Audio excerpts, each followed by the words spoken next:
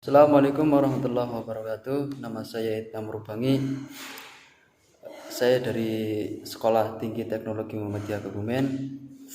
NIM saya S 2012-2004 untuk UAS Kimia.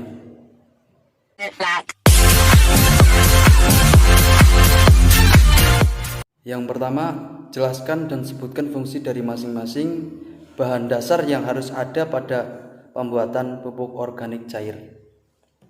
Bahan-bahan yang digunakan itu saya ambil contoh dari buah nanas.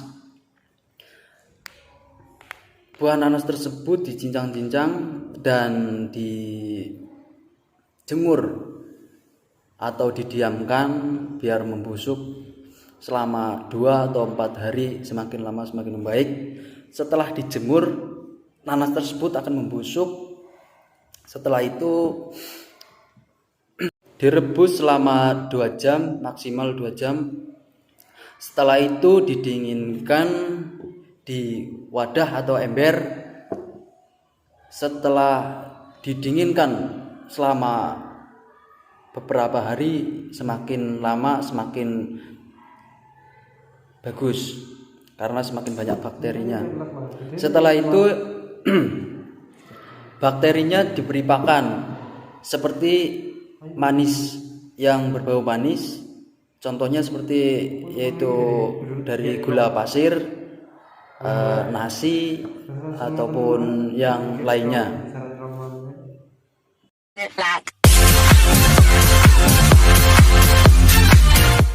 Kedua yaitu pupuk organik.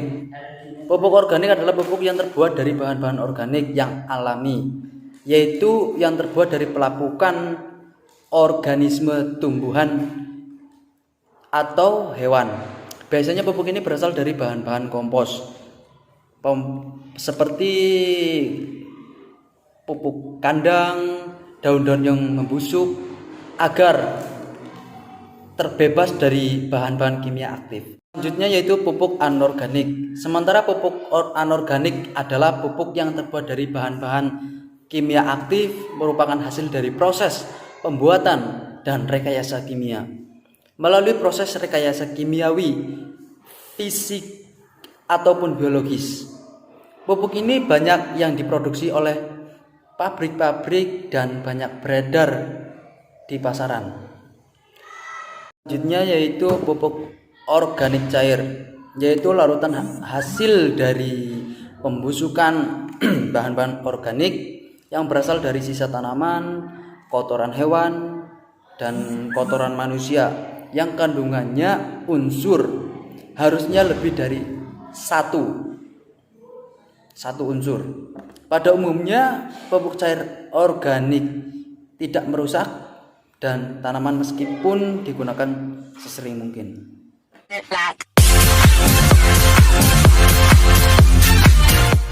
Yang nomor 3 yaitu minyak kelapa. Memiliki manfaat besar untuk kesehatan. Alangkah baiknya tahu cara membuat minyak kelapa sendiri supaya keasliannya dapat dijamin. Sesuai namanya, minyak kelapa berasal dari buah kelapa. Jenis minyak ini mengandung asam lemak jenuh yang tinggi berjenis MCT. Karena itu lemak ini tetap aman karena langsung diproses oleh hati menjadi energi.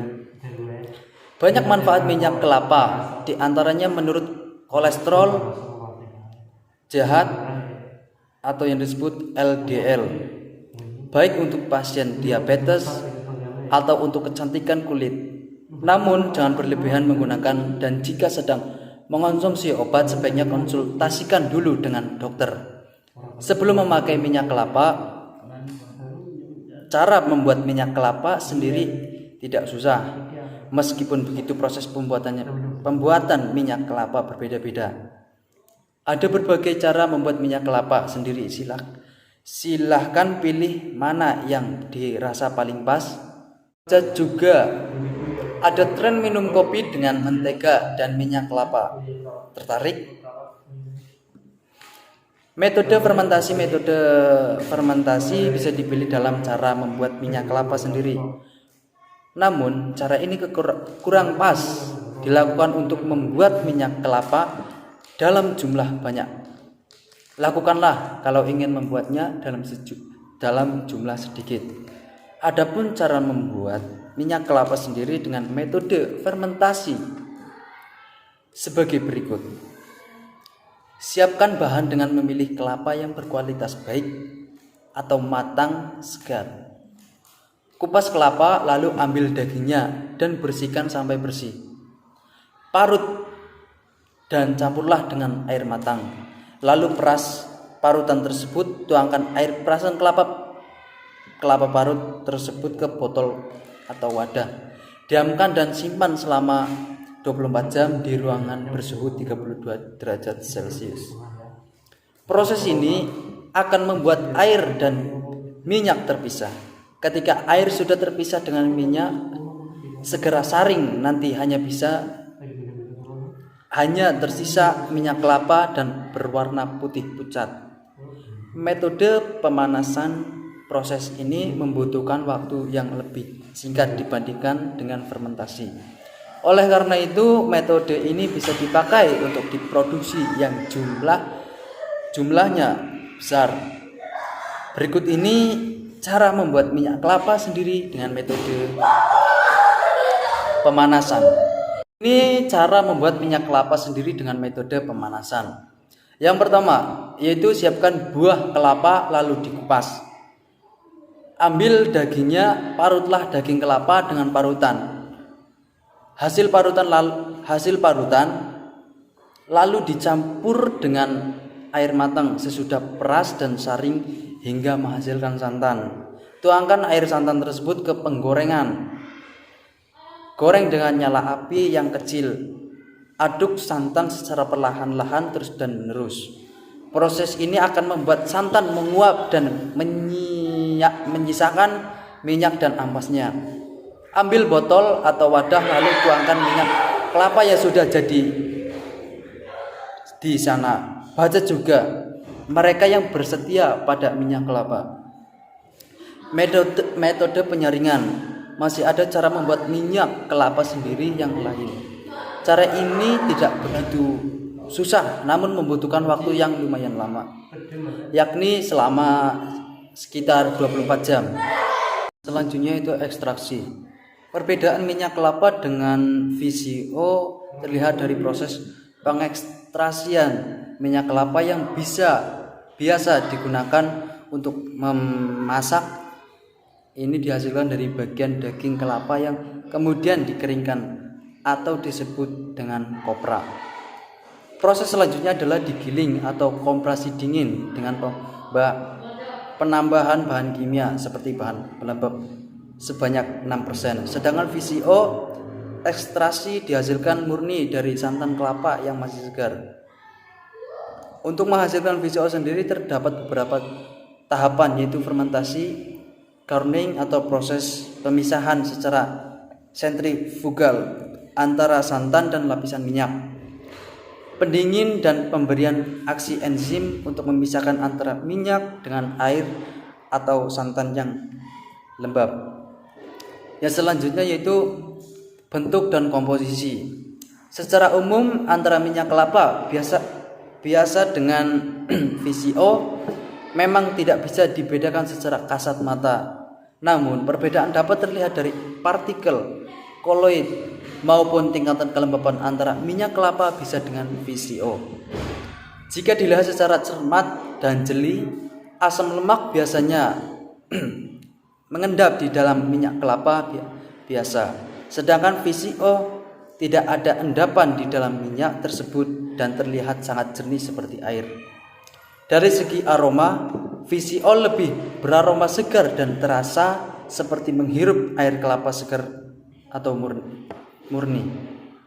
Maka dari itu, VCO selain dapat dikonsumsi juga bisa untuk perawatan kulit dan wajah. Komposisi yang terkandung di dalam minyak kelapa biasa dan VCO pun terdapat perbedaan, walau secara umum beberapa kandungan tetap sama. Kandungannya terdapat dari kedua minyak ini antara lain polyphenols, vitamin dan mineral. Namun VCO memiliki tambahan komposisi lain, yaitu asam lemak, kolesterol baik, dan tidak memiliki asam lemak non-trans. Selain itu, VCO juga memiliki kandungan vitamin E yang tidak ada pada minyak kelapa biasa. VCO dan minyak kelapa memang terkenal berasal dari daerah beriklim tropis seperti Filipina, India, Sri Lanka, Indonesia. Indonesia adalah salah satu penghasil minyak kelapa baik. Minyak kelapa biasanya maupun VCO terbanyak dan terbaik di antara negara-negara di Asia Pasifik. Khususnya untuk VCO merupakan komoditi yang menjanjikan karena disukai tidak hanya di negara tropis, tapi di negara Eropa maupun Amerika. Baik minyak kelapa biasa maupun VCO di Indonesia saat ini mudah didapat, baik di pasar swalayan maupun di toko online yang lainnya atau yang lainnya.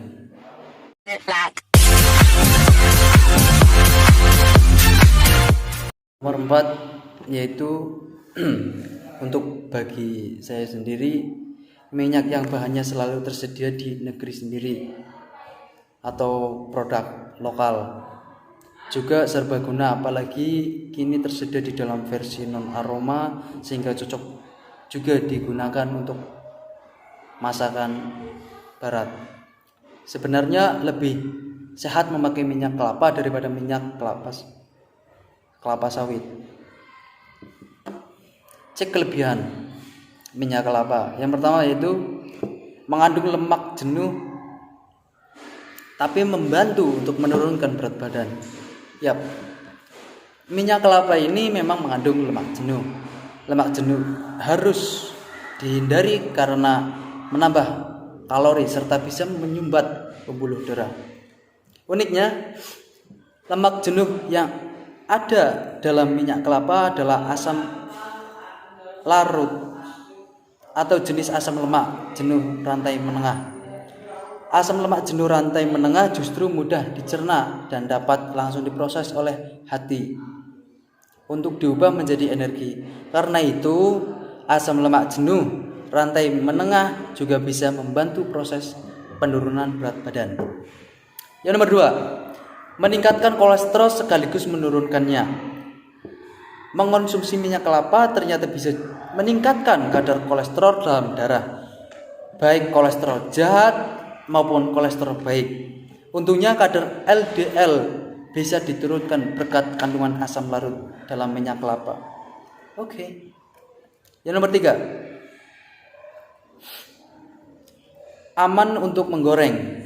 Jika Anda suka masak yang digoreng, minyak kelapa adalah minyak goreng yang lebih baik dibandingkan minyak kelapa sawit. Alasannya, minyak kelapa memiliki titik asap lebih tinggi daripada minyak kelapa sawit. Titik asap adalah yaitu suhu pada saat minyak mulai menghasilkan asap ketika dipanaskan.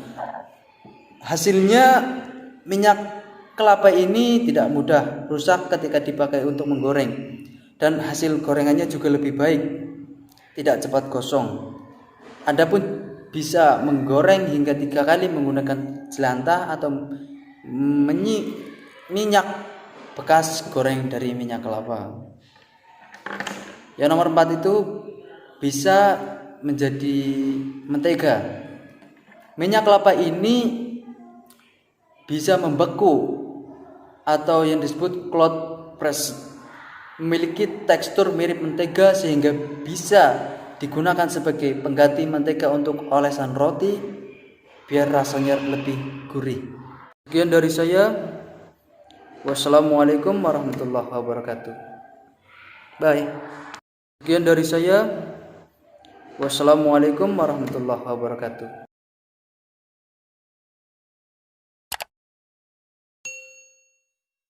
Like